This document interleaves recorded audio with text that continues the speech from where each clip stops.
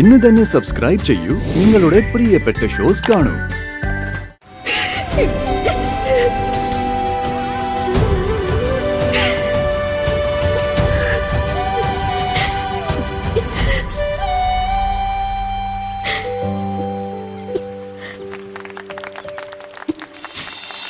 സത്യത്തിൽ കുഴപ്പം പിടിച്ച കാര്യമാണ് ചോദിക്കേണ്ടത്.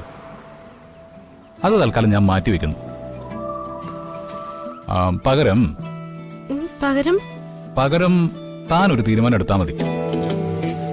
താനെ തുടർന്നും കണിമംഗലത്ത് തന്നെ നിന്നാ മതി. അയ്യോ, അതൊന്നും പറ്റില്ല. നിന്നേ പറ്റൂ. അപ്പൊ എനിക്ക് എന്റെ വീട്ടിൽ പോണ്ടേ? അപ്പൊ പിന്നെ പോകുമ്പോ അനിയത്തെ കൂടി കൂടെ കൊണ്ടുപോണ്ടി വരും. അതെ, ഈ വീഡിയോ ഞാൻ വീട്ടിലുള്ളവരെ കാണിച്ച വിശ്വാസവഞ്ചന കാണിച്ച് മത്സരം ജയിച്ചതിന്റെ പേരിൽ എല്ലാവരും കൂടി പ്രിയങ്ക അടിച്ചു പുറത്തു കളയുകയും ചെയ്യും. എനിക്കത് കുഴപ്പമില്ലാത്ത കാര്യമാ. കാരണം പ്രിയങ്ക എന്റെ ജീവിതത്തിൽ നിന്ന് പോണമെന്ന് ഞാൻ അത്രയ്ക്ക് ആഗ്രഹിക്കുന്നുണ്ട്. ഇനി തന്റെ തീരുമാനം പറ. എന്തിനാ എന്നെ ഇങ്ങനെ ബുദ്ധിമുട്ടിപ്പിക്കുന്നേ? എന്റെ ബുദ്ധിമുട്ടുകൾ താൻ ഇല്ലാത്തതാണ്. അതെ, താൻ എന്റെ അടുത്തുണ്ടാവണം, കണിമംഗലത്ത് തന്നെ ഉണ്ടാവണം.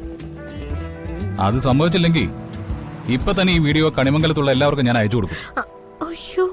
എല്ലാവരുടെയും ഫോണിലേക്ക് ഞാൻ എടുത്ത് അങ്ങ് അയക്കും. അറിയാലോ, ഏട്ടത്തിയുടെയും ചെറിയമ്മയുടെയും കയ്യിൽ ഇത് കിട്ടിയാലുള്ള അവസ്ഥ. വേണ്ട, അങ്ങനൊന്നും ചെയ്യണ്ട. ഞാൻ കണിമംഗലത്തിന് നിന്നോളാം. പക്ഷെ കുറച്ച് ദിവസം കൂടി. അങ്ങനെ വഴിക്ക് വാ. എന്റെ രാധിക വാക്ക് പാലിക്കുന്ന അറിയാവുന്നോണ്ട് ഈ വീഡിയോ പുറത്തു പോവില്ല. വണ്ടിയിലോട്ട് കയറിക്കോ, തിരിച്ചു പോകണ്ടേ? എന്നാ കേറിക്ക്.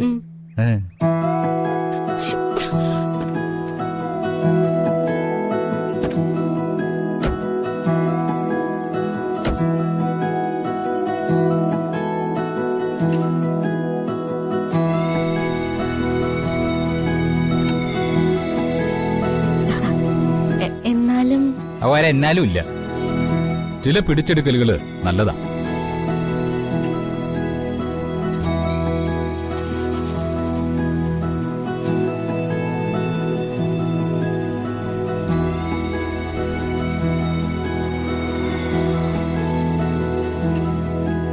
അമ്മേ,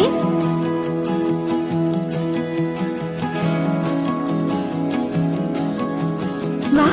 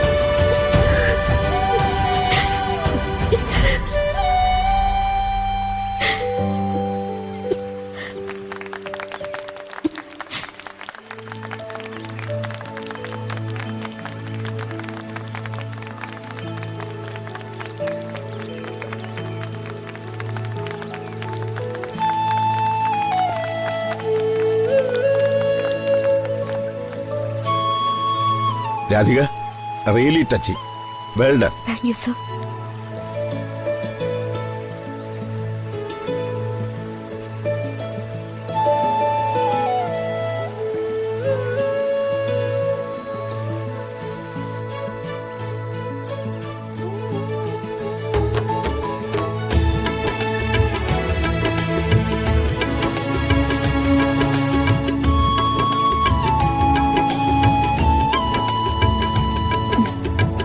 ശ്യാമേ,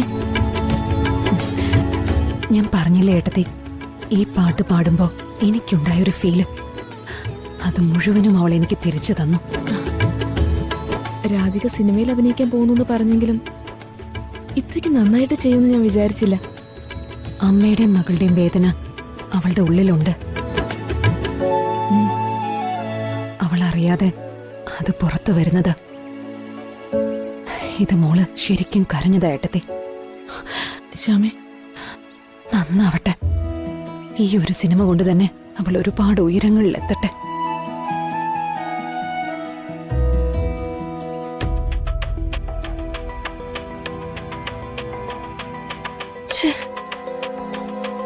വിട്ടുകള കൽപ്പനെ. ഒരു മാലയല്ലല്ലോ നമ്മുടെ പ്രശ്നം. അത് അവള് കൊണ്ടുപോവാണേ കൊണ്ടുപോട്ടെ.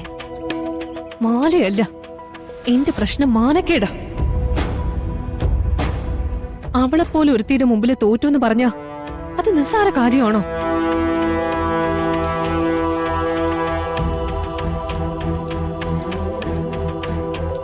ഓ, ദേ വരുന്നു എന്റെ അടി. ഏട്ടത്തി എന്നോട് ദേഷ്യപ്പെടില്ലെങ്കിൽ ഞാനൊരു കാര്യം പറയട്ടെ. ദേ, നീ ഇനി ഒന്നും പറയാൻ നിക്കണ്ട. അവൾക്ക് പറയാനുള്ളത് പറയട്ടെ കൽപ്പനെ.